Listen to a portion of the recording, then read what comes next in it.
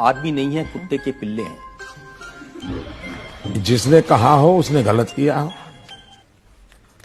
कौन है वो ऐसा कहने वाला? ये आपने कहा था।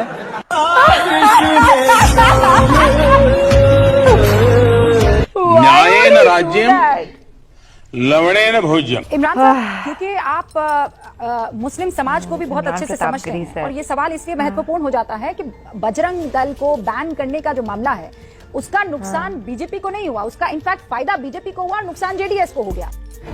कर्नाटका इलेक्शन के नतीजे पर रुबिका लियाकत हुई ट्रोल। जी हाँ, गोदी मीडिया हुआ है जलील। और पहली बार मोदी जी का ये वीडियो कुछ सच हमें बयां करेगा। तो चलिए इस वीडियो की ओर बढ़ते हुए मोदी मीडिया इन जनरल पर थोड़े ठहाके लगा ले रहे हैं। हे हाय हेलो नमस्ते जी, सत श्री अकाल, अस्सलाम वालेकुम। मैं निधि शर्मा इंडिया से। और मुझसे ना इंतजार नहीं हो रहा है कि मैं मोदी जी का एक सच्चाई भरा वीडियो देखूं, क्योंकि आज तक तो उन्होंने हमें सिर्फ जुमले सुनाए हैं और झूठे वादे किए हैं। But anyways I am extremely thankful कि अभी तक हम एकदम सेफ हैं, महफूज हैं और खुशियां हमारे जीवन में बहुत सारी हैं। तो अल्हम्दुलिल्लाह फॉर एवरीथिंग। और कर्नाटका इलेक्शन के टाइम पे हर कोई ताक लगा के बैठा हुआ था कि क्या रिजल्ट आएंगे, और जब रिजल्ट आए तो अंध भक्तों के तो भाई साहब होश उड़ गए। और बस अब हम तो भगवान से यही प्रार्थना करते हैं, अल्लाह सुब्हान व तआला से यही दुआ मांगते हैं कि पूरी इंडिया के अंदर कि बीजेपी का राज एकदम खत्म हो जाए,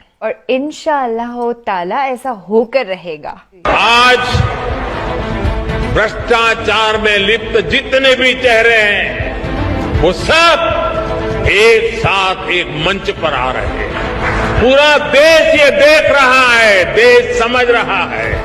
नाम सुखी, मेरे पास सब कुछ था, एक गाड़ी, बढ़िया सा घर। फिर मम्मी बोली मोदी का संदेश है 6 तारीख को कमल का बटन दबाओ और 13 रुपए किलो की शक्कर खाओ। तो मैंने डाल दिया। फिर ताया जी बोले 10 को भाजपा सरकार बना दीजिए, 20 तारीख को गैस का सिलेंडर आपके घर पर आया। तो मैंने डाल दिया। फिर फूफा जी बोले हिंदुस्तान के एक गरीब आदमी को मुफ्त में 15-20 लाख रुपए भी मिल जाएगा। तो मैंने डाल दिया। आपने सबकी सुनी लेकिन कभी अपनी सुनी।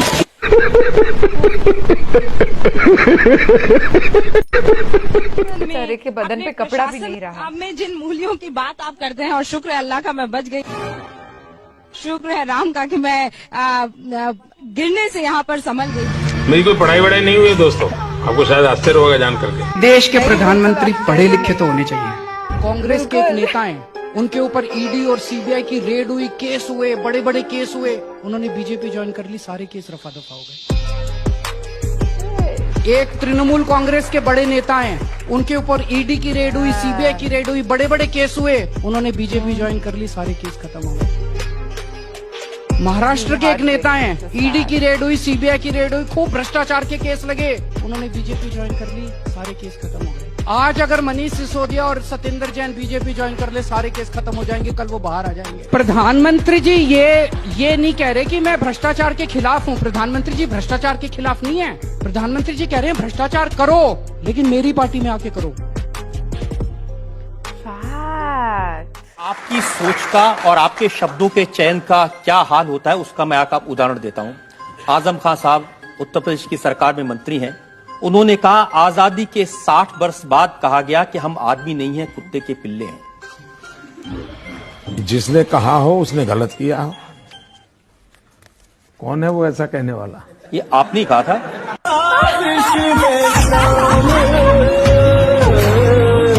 न्यायेन राज्यम लवणेन भोज्यम। क्या बोला? लवणेन भोज्यम। पद्मावती स्टूडियो पर बहस। No comment, no comment, no. तन्नाने ताने ताने तन्नाने ताने ताने रो, तन्नाने ताने ताने तन्नाने ताने रो। ब्रो ये ब्रो दिमाग लगा रहा हूँ अभी।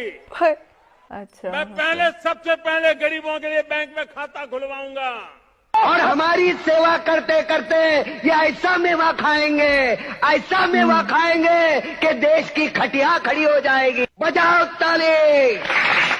इमरान साहब, क्योंकि आप मुस्लिम समाज को भी बहुत अच्छे से समझते हैं और ये सवाल इसलिए महत्वपूर्ण हो जाता है कि बजरंग दल को बैन करने का जो मामला है उसका नुकसान बीजेपी को नहीं हुआ, उसका इनफैक्ट फायदा बीजेपी को हुआ, नुकसान जेडीएस को हो गया। क्या कि अक्सर देखा गया है कि जो सेक्युलर पार्टियां, सोकॉल सेक्युलर पार्टियां जो कहती हैं कि भाई वोट बढ़ जाता है मुसलमानों का, लेकिन यहाँ आपको लगता है कि एक मुश्त वोट जो है वो कांग्रेस की तरफ पड़ा है। जेडीएस में जो बढ़ जाया करता था वो कांग्रेस की तरफ आया, वो भरोसा कांग्रेस की तरफ आया। अरे कहना क्या चाहते हो? दोस्तों, रूबिका लियाकत और अन्य गोदी मीडिया एक राजनीतिक पार्टी की हार को अपनी हार मान बैठे हैं। कर्नाटक के नतीजों ने गोदी मीडिया का हाल बेहाल कर दिया है। अब हाल देखिए, बजरंग दल के मुद्दे पर बीजेपी चुनाव हार गई, पर मैडम उसमें भी बीजेपी का फायदा बता रही है। खुद बीजेपी भी ये दावा नहीं कर रही कि उसे बजरंग दल के मुद्दे पर फायदा हुआ। जब रूबिका ने इमरान प्रतापगढ़ी से ये सवाल पूछा कि बजरंग दल का बीजेपी को फायदा हुआ, तो इमरान साहब का जवाब सुनिए। देखिए, वो भरोसा अगर इस देश के तमाम वर्गों का भरोसा कांग्रेस में बहाल हो रहा है, लौट रहा है, आप ये नहीं कह सकते कि सिर्फ अकलियतों ने ही वोट दिया, वो कलिग्गा ने वोट दिया, लिंगायत ने वोट दिया, कुर्बा ने वोट दिया, दलितों ने हमें वोट दिया। हम तो सारे समाजों का समर्थन पाकर के सरकार बनाने जा रहे हैं और यही राहुल गांधी जी कहते हैं कि भारत जुड़ेगा तभी भारत आगे बढ़ेगा। हम तो किसी एक वर्ग की राजनीति करते भी नहीं है। हम पर ठप्पा लगाने की कोशिश करती है भाजपा हमेशा दोहरा चरित्र इस्तेमाल करती है। वो सबका साथ सबका विकास की बात करती है, लेकिन अपने भाषणों में गृहमंत्री जी जिस तरह से मुस्लिमों को टारगेट करते हैं, क्या ये लोकतांत्रिक प्रणाली के लिए अच्छा है? उधर केरल में प्रधानमंत्री जी ईसाई पादरियों से मिलते हैं और इधर कर्नाटक में उनका विधायक कहता है कि ईसाई अगर इधर बढ़ेंगे तो हम हाथ तोड़ देंगे। हमारे राष्ट्रीय अध्यक्ष को के पूरे परिवार को मारने की बात करता है उनका एक प्रत्याशी, और प्रधानमंत्री जी उस पर कोई टिप्पणी नहीं करते। तो ये भारतीय जनता पार्टी का जो दोहरा चरित्र है उससे जनता ऊबी है। कांग्रेस में भरोसा लोगों का बहाल हो रहा है और सबसे अहम बात यह है कि हमने हमेशा नफरत को हराने और मोहब्बत को जिताने की बात की। तो फिर ऐसा क्यों है इमरान साहब, कर्नाटक का संदेश आपकी पार्टी पंजाब में जो उपचुनाव हुआ है उसमें इतने सालों में कभी नहीं हारी। अगर कांग्रेस में विश्वास अगर बरकरार रहा है या वापस लौटा है तो आम आदमी पार्टी वो सीट आपसे क्यों छीन ले गई? और क्यों निकाय चुनाव में कांग्रेस उस मुस्तैदी के साथ, उस मजबूती के साथ दिखी नहीं है? एक मेयर तक नहीं जीता है। अगर आप जो कह रहे हैं कि कांग्रेस में विश्वास वापस आया है, देखिए कैसे कर्नाटक विधानसभा के बड़े चुनाव को यूपी के निकाय चुनाव से तुलना करके खुश हो रहे हैं। पार्षदों की संख्या को देखकर गदगद हो रहे हैं। इस पर भी इमरान साहब का लाजवाब जवाब सुनिए। हम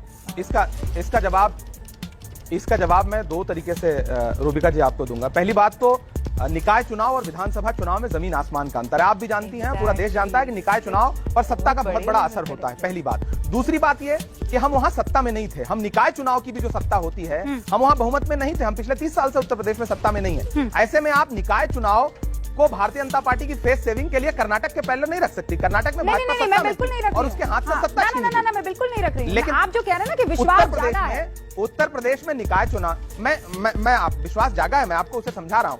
आप निकाय चुनाव का भी 1-2 दिन बाद जब विश्लेषण करेंगे तो आप पाएंगे कि उत्तर प्रदेश में कांग्रेस का वोट शेयर आपको कई जिलों में, महानगरों में आपको अच्छा दिखाई पड़ेगा। मैं मुरादाबाद से आता हूं, वहां हम 3,500 वोट से सिर्फ हारे। हमारे 22 पार्षद जीते, पिछली बार हमारे 10 थे। तो बढ़ रहे हैं लोग। ऐसा नहीं है कि विश्वास बहाल नहीं हो रहा है, विश्वास बहाल हो रहा है। लेकिन फिर मैं एक बात कहूंगा, आप जालंधर का एक उपचुनाव और उत्तर प्रदेश का निकाय चुनाव दोनों को कर्नाटक चुनाव के पहले नहीं रख सकते। कर्नाटक की हार बहुत बड़ी हार है। उत्तर प्रदेश में प्रधानमंत्री रैली करने नहीं गए, जालंधर नहीं गए थे रैली करने। लेकिन कर्नाटक में रूबिका आप बिल्कुल सही कह रहे हैं। प्रधानमंत्री जी कर्नाटक में कांग्रेस पूरी हो जाने दीजिए। आप सुन तो लीजिए ना। ओह गॉड, लिटरली रूबिका लियाकत की तो जैसे हवाई टाइट हो गई है बॉस। एकदम ऐसा लग रहा है कि वो खुद चुनाव हार गई है। She is extremely angry, upset कि यार बीजेपी कैसे चली गई। अभी मुझे जो घूसखोरी वाला पैसा ब्राइब मिलती थी वो नहीं मिलेगी। मैं लोगों तक फेक न्यूज को नहीं पहुंचा पाऊंगी। ऐसे लोगों ने बहुत प्रमोट किया है एजेंडा, प्रोपेगेंडाज वाली जितनी भी मूवीज रिसेंट टाइम्स में रिलीज हुई है ना, ऐसा कभी इंडिया में हुआ नहीं है यार कि केरला स्टोरी जैसी मनगढ़ंत कहानी को एक सत्य घटना पर आधारित फिल्म कहकर के रिलीज कर दिया गया हो और उससे करोड़ों लोग आज के टाइम पे ब्रेन वॉश हो रहे हैं। इनफैक्ट बहुत सारे इनोसेंट हिंदूज जो हैं वो डर चुके हैं कि oh God, Islam is like this. नौजुबिल्लाह, Islam is an extremely beautiful दीन और ये ऐसी गंदी राजनीति कर रहे हैं, डर्टी पॉलिटिक्स कर रहे हैं, डिवाइड एंड रूल करेंगे हिंदू मुस्लिम को बांटेंगे। तो पता नहीं क्यों लोग कट्टरवाद के अंदर एंटर होकर के बीजेपी को वोट दे देते हैं यार। इतना कुछ होने के बाद तो समझ जाना चाहिए ना, कोई विकास नहीं हुआ है। आज भी जब मैं तो जयपुर में रहती हूँ, यहाँ पे मेरी गली से बाहर निकल के थोड़ा मेन रोड के उधर जाओ तो इतने सारे बच्चे भूखे बैठे रहते हैं ना कि